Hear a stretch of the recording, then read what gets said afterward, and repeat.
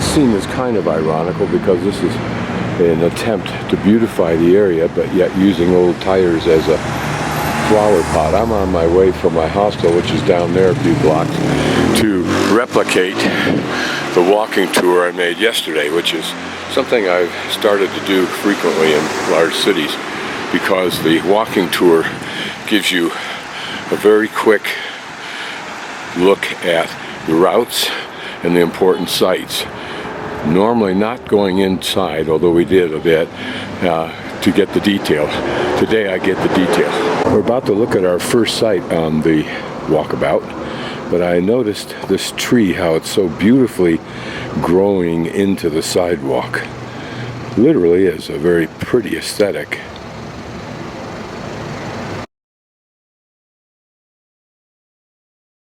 This is Plaza de Toros del Monte, and we'll look through the screen. It was 6 or 7 years ago that they outlawed bullfights in Quito, and apparently in the rest of the country. Cockfights were also outlawed in Quito, but they are used or done in other parts of the country if your warped predilection drives you in that direction. The guide kind of bragged that at one time there were 5 days in a row of celebration and 5 bulls killed. To the American mind, it's so hard to find acceptable, except other than the death, what is sometimes the rodeo. Not the same visceral evil we perceive, but a cruelty to animals in our attempt to demonstrate our superiority over them. This is part of Old Town, the original Old Town, except that we're right on the edge, so some of these could be 18th century, but more likely 19th century dwellings. You know, we're about to approach the large cathedral, but I want to pick up this building's design, typical in South America, springing, I think, from the 19th or late 1800s French architecture that seemed to have spread out through South America. And this is the large cathedral we'll take a closer look at.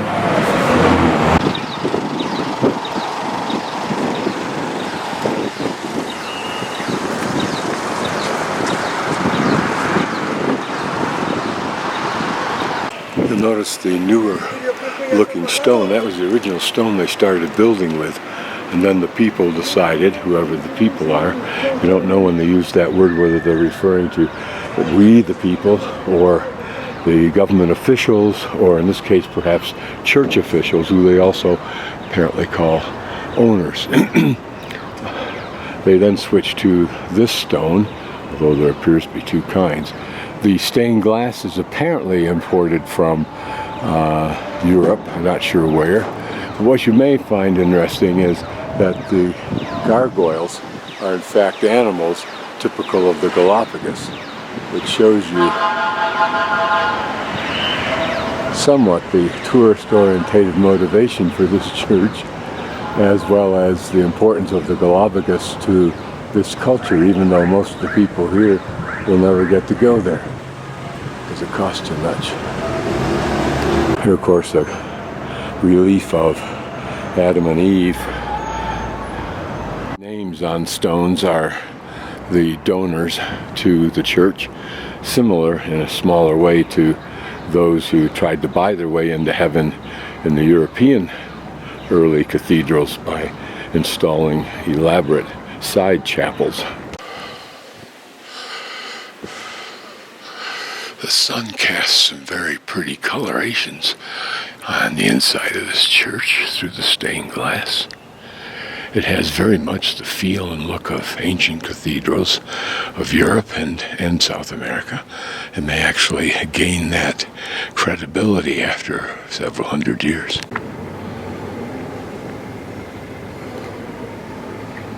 Stones have the look of age, don't they?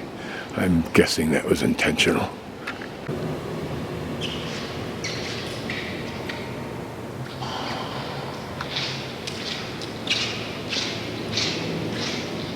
This Side chapels are the height of simplicity which you'd expect from a brand new institution.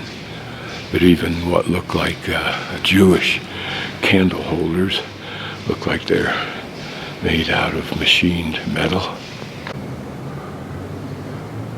Gives us a nice view of the rose at the transept. And the pretty little cupola over the center of the transept. At the other end of the church, what looks like a beautiful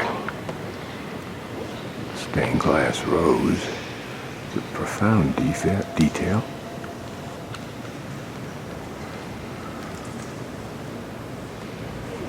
Inside again, these gargoyles. Looks like crocodiles, maybe iguanas. Sea turtle there. And up there, if you can notice, I'll try and get at it, you can just see the outline of a penguin. And beyond it, another winged character of some sort.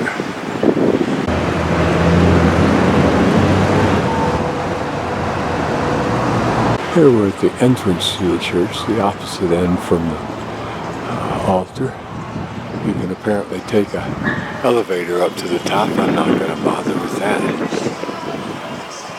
And unlike the churches that we'll visit later, the older churches, the catacombs here, of which there are some, are underneath this terrazzo, if you will.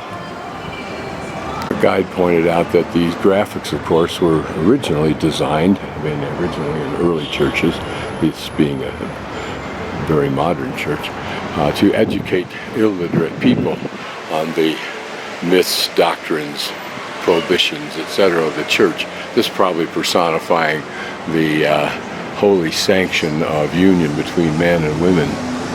This representing baptism, when the church gets its initial grab on you. This representing the baptism of indigenous peoples after their conversion by missionaries, perhaps often by force. These rooms that you see below, and you'll see similar things for other buildings and churches as we go through Quito, were built for the workers who built the church. That's where they lived, so they were close to work. Looking past that cathedral up on the top of the hill, behind that large green lawn space, is a building that apparently was a 19th century, 1800s, probably metal and glass.